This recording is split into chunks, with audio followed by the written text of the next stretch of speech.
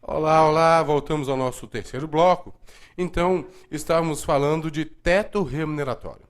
Então, estava dizendo que qualquer agente público, em todas as esferas de governo, em quaisquer dos poderes, não poderá estar recebendo a título de remuneração mais que o Supremo Tribunal Federal.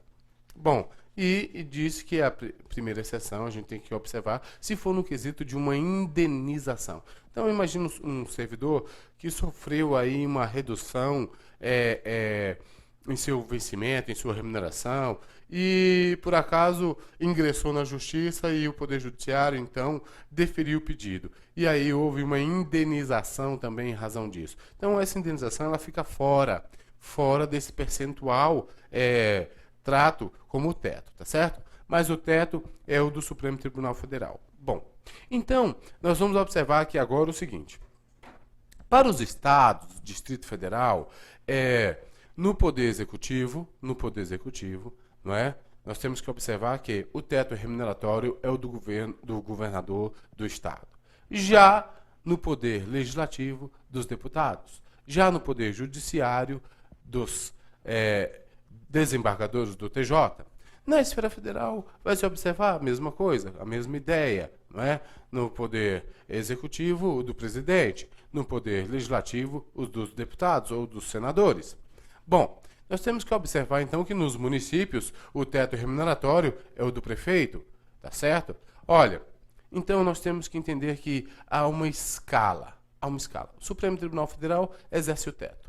E aí, em cada poder, o teto será o do chefe daquele poder. Então, se no Estado ou se no Poder Executivo, o do chefe do Poder Executivo. Se no Poder Legislativo, dos membros do Poder Legislativo. Se do Judiciário, aí dos desembargadores do Tribunal de Justiça. Bom, veja bem, então estamos falando desse teto, mas precisamos falar da segunda exceção. Eu falei da primeira exceção, que é o quesito de uma indenização determinada pelo Poder Judiciário. Mas a segunda exceção nos a Constituição, que então, se não houver repasse, olha só, se não houver repasse do ente federativo, então da União, dos estados, dos municípios ou do Distrito Federal, então se não houver repasse de recurso, de custeio, de pessoal, ou repasse de recurso, de custeio geral para empresa pública ou sociedade de economia mista, aliás, para empresas públicas, que vai se bifurcar empresas públicas e sociedade de economia mistas, então poderá o seu pessoal receber a mais do que o teto do Supremo Tribunal Federal. Porque, ademais, como estarão participando no mercado privado, é necessário se ter profissionais com capacidade extraordinária para poder concorrer. Não é? Então, imagina uma grande empresa, por exemplo, como a Petrobras. Como é que ela vai concorrer no mercado se ela não tem profissionais de altíssima qualidade? E profissional de altíssima qualidade não vai querer receber R$ 3.500, mais vale transporte e ticket refeição. Então, a ideia é de que possa, então, dar continuidade, que essa empresa seja uma empresa, então, promissora, que gere lucros. Então, essa é a nossa exceção final. Bom, falamos de teto remuneratório, precisamos falar de piso.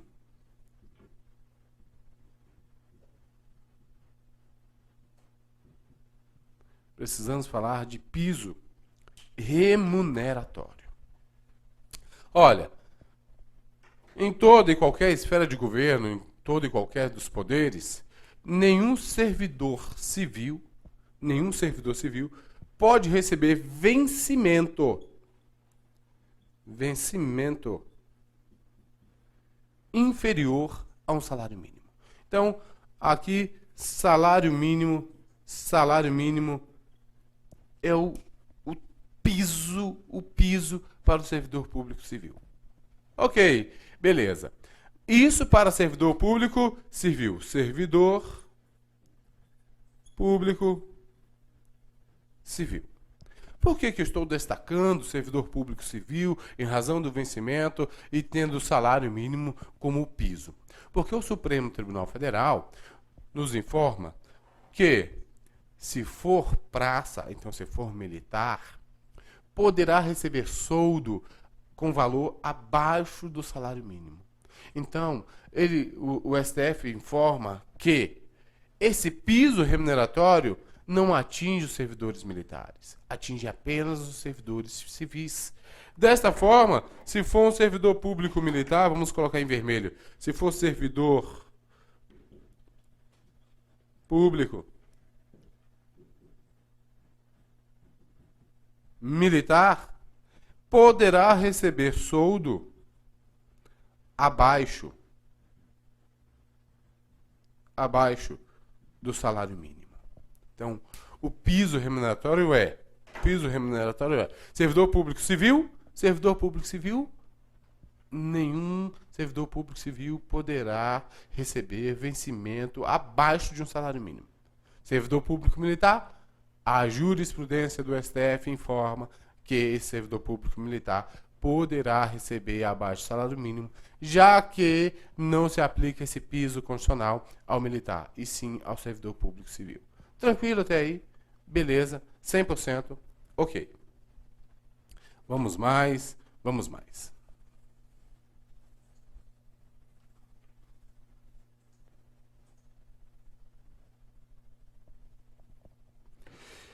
Veja bem, a administração pública, ela é formada da administração pública direta e da administração pública indireta. Aqui, não vamos entrar naquelas nuances do direito administrativo, de uma transferência interna, de uma transferência externa, de descentralização, de desconcentração. Não vamos entrar nesse tópico aqui, porque aí entraríamos dentro do direito administrativo, e o nosso interesse aqui é o direito constitucional puramente, e aí, então, apenas o que nos interessa, o que é importante para a nossa aula. Bom, nós temos que lembrar que a administração direta é feita de órgãos. Beleza? E que a administração indireta é feita de entidades. Veja bem, órgãos só pode ser criado por lei e só pode ser destruído, só pode ser extinto por lei. Órgãos. Já as entidades vem nos explicando o seguinte, a Constituição Federal, que para criar uma autarquia, então autarquia, é necessário, então, que a lei específica a crie. Então, uma lei específica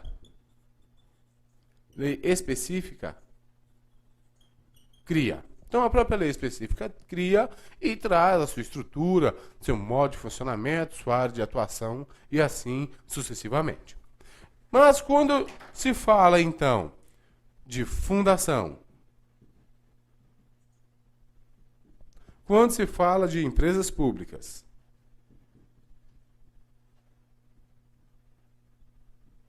de sociedades, de economia mista, a Constituição Federal nos informa que essa lei específica autorizará a criação. Então, aqui a lei específica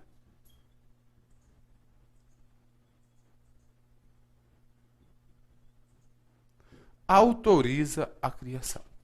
Bom, então aqui a lei específica cria diretamente essa autarquia. Já então, nas fundações, nas empresas públicas, na sociedade de economia mista, a lei específica autoriza a criação destas entidades. Olha, lembrando que para a fundação, hoje a fundação pública é uma fundação pública de direito privado, não é? Então, as criações de agora em diante, dessa feita, é fundação pública de direito privado, tá certo? Então, voltou-se o entendimento já, na verdade, há um bom tempo, de que a fundação pública não é mais aquela fundação pública de direito público, mas sim fundação pública de direito privado. Se for uma fundação pública de direito público, aquela que tem os moldes bem parecidos com as autarquias, aí a lei específica cria. Mas, tratando de fundação pública, só hoje falar em fundação pública, a lei específica autoriza a sua criação. Ok? Beleza. Então, veja bem, nós vamos mais na nossa matéria.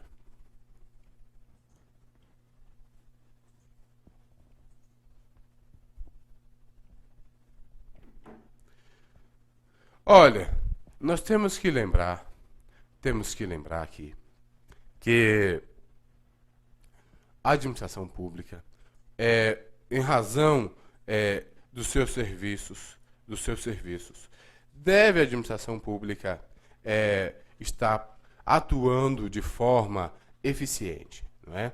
Atuando de forma eficiente. E desta feita, não se pode prestar um serviço público que não seja de forma eficiente. Então, toda essa administração pública que a gente teve uma ideia sintética aqui, porque entraria dentro do direito administrativo, tanto direta quanto indireta, deve observar aqueles princípios básicos da administração.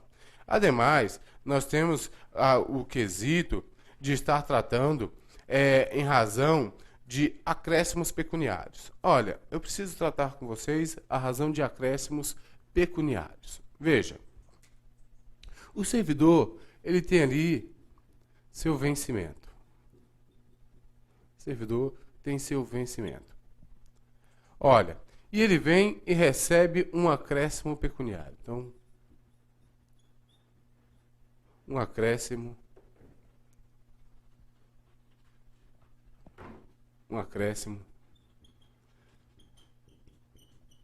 pecuniário.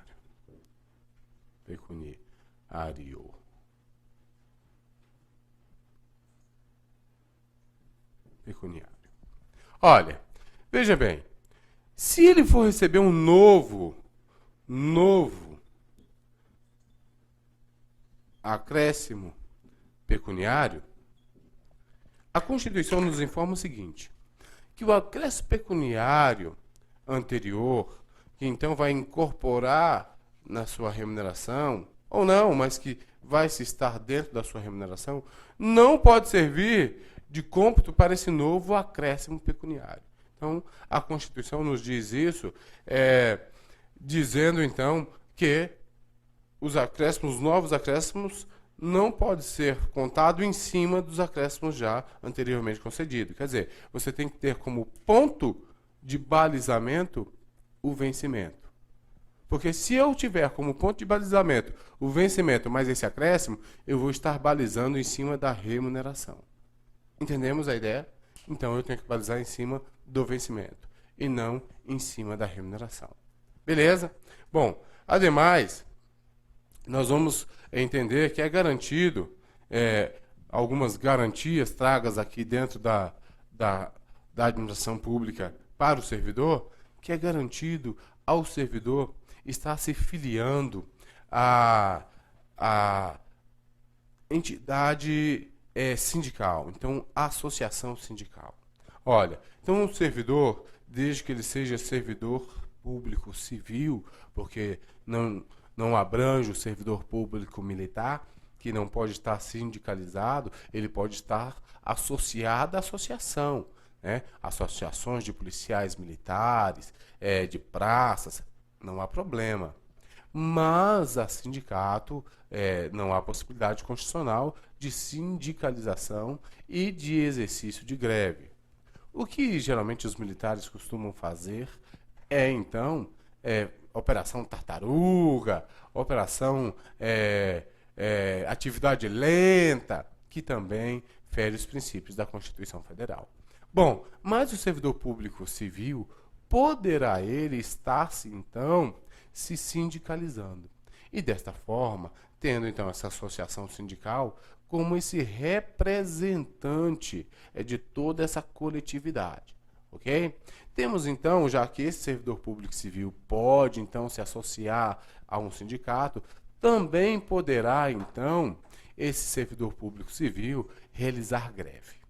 E nas provas de concurso público, não é raro cair perguntando se é o sindicato que determina a greve. Então temos que lembrar que não é o sindicato que vai determinar a greve, tá certo, senhores? Temos que lembrar que serão os servidores que indicarão então a greve. Então, eles é que por maioria decidirão se irão entrar em greve ou se não irão entrar em greve. Porque se o sindicato assim determinar, ferirá o direito desses representados, não é isso? Além do mais, nós temos que observar que as pessoas portadoras de deficiência, a Constituição nos informa que as pessoas portadoras de deficiência terá, na verdade, assegurado um percentual de cargos reservados para concorrência entre eles no serviço público. Então, veja bem, então a Constituição determina aqui uma lei, então a legislação, a lei determinará esse percentual.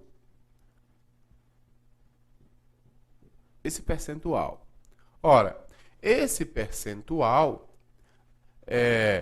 a Lei 8.112, que é o regime jurídico geral, não é mais o regime jurídico único, mas sim o regime jurídico geral dos servidores públicos civis, ela traz que esse percentual será de até 20%. Então, até 20% poderá se reservar cargos para a concorrência dos deficientes, para que eles possam concorrer entre si. Bom, além do mais, nós temos que observar que as chamadas ações afirmativas, então, nos trouxe aí, ou está nos trazendo possibilidades de reservas também de cargos para negros e pardos, assim como quando se começou nas universidades, em questão de ação afirmativa, reservar um percentual para os negros acessarem as vagas nas universidades, se tem também o início de uma adoção de uma política pública que vem, então, no intuito de estar se reservando cargos para concorrência entre esses pardos e negros, né? Eu também sou pardo, tenho metade pardo, metade negro. Isso também, de certa forma, em um olhar, parece ser uma coisa boa, em outro parece ser uma coisa ruim. Bom, fora das discussões e dos pensamentos pessoais, mas a legislação está se voltando para esse lado. Bom, então esse servidor aliás, esse deficiente, ele tem direito a essa reserva de cargo. Vamos lembrar que ele não tem direito ao cargo, porque para ter direito ao cargo é preciso passar no concurso público, mas ele tem direito à reserva de cargo para que ele possa concorrer, para que possa ocorrer uma concorrência entre eles e eles possam, então, ter uma concorrência mais justa, uma concorrência baseada na igualdade material.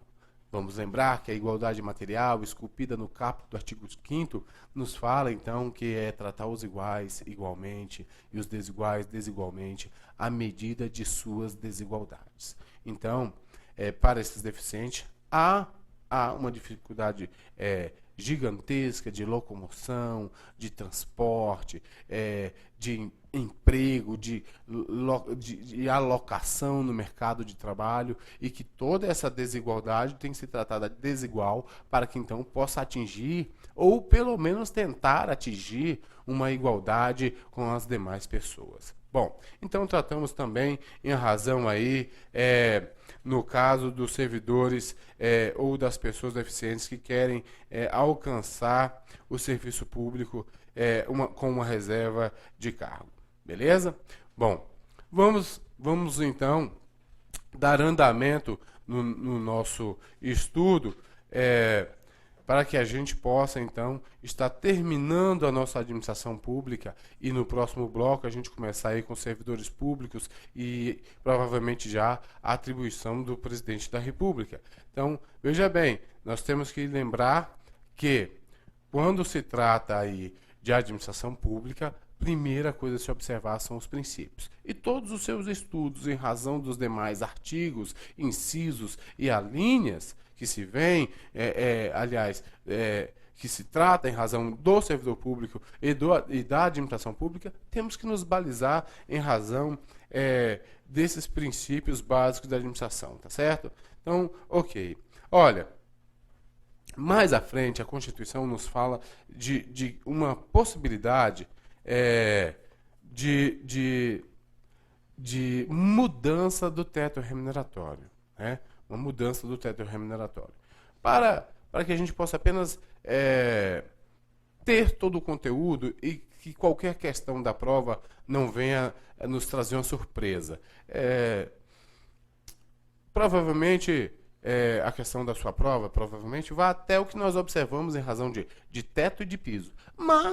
Mas, se por acaso a prova do seu concurso público for um pouco mais além, ela poderá, em razão de teto, ela poderá trazer esse quesito. Então, eu resolvi tratar com vocês para que vocês não possam sofrer aí nenhuma surpresa na prova. Nós observamos, então, que o teto nos estados, no poder executivo do governador, no poder legislativo dos deputados, no poder judiciário do desembargador, o subsídio dos desembargadores do Tribunal de Justiça. Olha, há uma exceção aqui que vai depender da Constituição Estadual ou da lei orgânica do Distrito Federal. Então, se na Constituição Estadual ou na lei orgânica do Distrito Federal quiser colocar um teto geral para os servidores do Estado, então, vamos supor que na Constituição Estadual aí do seu Estado, não é? Do seu Estado, tem um dispositivo que, então, determine um teto remuneratório geral, se assim quiser, o legislador constituinte aí, poderá, então, ser o teto do subsídio dos desembargadores do Tribunal de Justiça. Então, desta forma, se a Constituição Estadual assim determinar que o teto geral, então, para todos os poderes no seu Estado, o teto geral seja dos desembargadores do Tribunal de Justiça do Estado, assim poderá. Então, só para a gente matar qualquer coisa em razão que na sua prova possa trazer, lembrando então que a Constituição dá essa alternativa para o teto remuneratório nos estados e no Distrito Federal, que poderá então a Constituição Estadual e a lei orgânica atribuir um teto remuneratório geral para os seus servidores, ok? Tranquilo? E também, se vier em razão de acúmulo de cargos, só para a gente matar qualquer coisa em razão disso, não é? É costume dos alunos em sala de aula nos perguntar se pode acumular um cargo público com um cargo privado, com um outro privado, com 3 privados ou 4 privados, ou se o servidor aposentado poderia estar acumulando. Temos que lembrar, para que a gente possa fechar esse bloco, temos que lembrar que, em razão do serviço privado, a proibição constitucional é de acúmulo de cargos públicos remunerados. Então, você poderá ser, exemplo, um professor, ou qualquer profissional, ou atividade informática, atividade jurídica, que seja, tá certo? Público, e poderá ter atividades privadas. Só não poderá ter atividades privadas se o cargo for de exercício exclusivo, se exigir que a sua atividade seja exclusiva para o Estado. Por exemplo, policial é uma atividade que seja, então, de exclusividade para a administração. Mas, se não for, poderá ter um cargo público e 3, 4 empregos privados, não há problema nisso. Bom, a próxima observação é que, em razão do servidor aposentado, então, um servidor que já aposentou, vai poder acumular um cargo público? Veja bem, se for dentro daquelas hipóteses que nós observamos, 2 cargos de professor, um de professor, mas um técnico ou científico, ou então de profissionais da área da saúde com profissão regulamentada, poderá sim, tá certo? Poderá sim.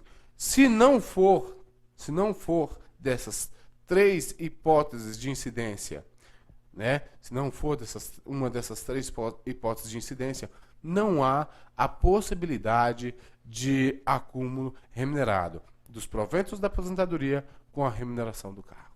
Tá certo? Então, isso para a gente matar qualquer coisa que possa, então, vir a ser aí em razão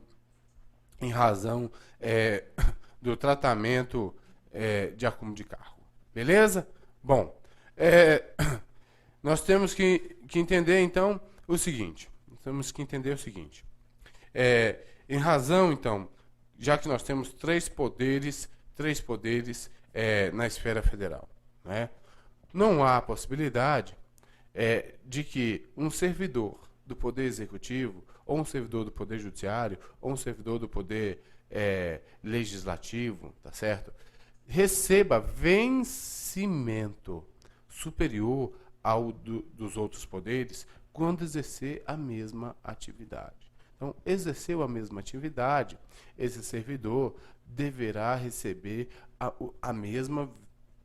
o mesmo vencimento. Já a questão de remuneração, poderá um que é digitador no Poder Legislativo e o outro que é digitador no Poder Executivo, poderá, por exemplo, do Poder Legislativo, receber uma remuneração muito maior do que a remuneração que o servidor do Poder Executivo recebe, tá certo? Porque aí vem os quesitos de caráter pessoal, tá certo? E aí não há, então, essa vedação. Mas em razão do vencimento e mesmas atividades, não há, então, não há possibilidade, e se ocorrer de que um possa estar percebendo, em razão da mesma atividade, um vencimento maior que o outro, deve haver a sua equiparação.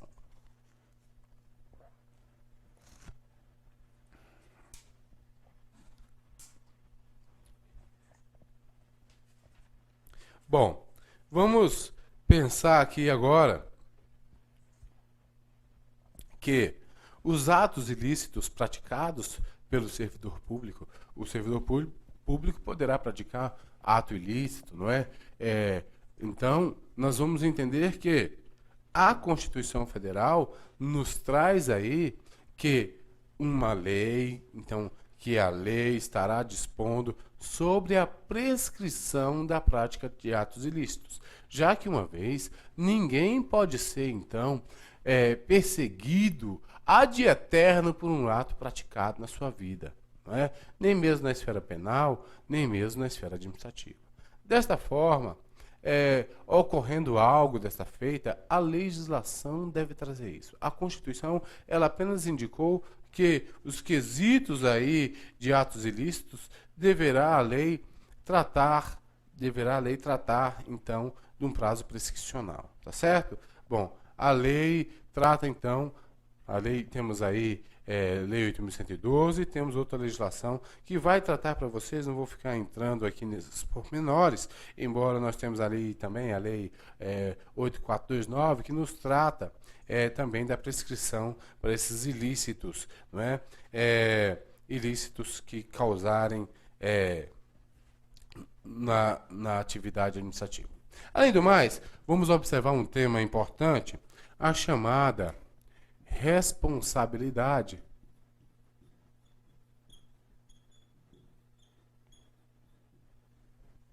civil do Estado. Responsabilidade civil do Estado. Olha, ou chamada também de responsabilidade da administração. Olha, vamos entender o seguinte. Um servidor dirigindo um veículo da administração pública, por um descuido, por culpa ou por dolo, abarroa outro veículo em via pública. Então, ele trouxe um dano a um particular. Como vai ficar, então, esse particular? O particular vai ficar no prejuízo, porque aquele veículo era do Estado, e então, na prestação do serviço público, deverá o Estado não pagar, ou deverá o Estado pagar? Bom, o parágrafo 6º da Constituição Federal nos informa que as pessoas jurídicas de direito público e as pessoas jurídicas de direito privado, prestadoras de serviço público, são responsáveis objetivas pelos danos que seus agentes causarem. Beleza? Bom, vamos fazer o seguinte, nós vamos terminar esse tópico no próximo bloco, junto com os servidores, e aí a gente dá andamento no nosso concurso. Te encontro no próximo bloco.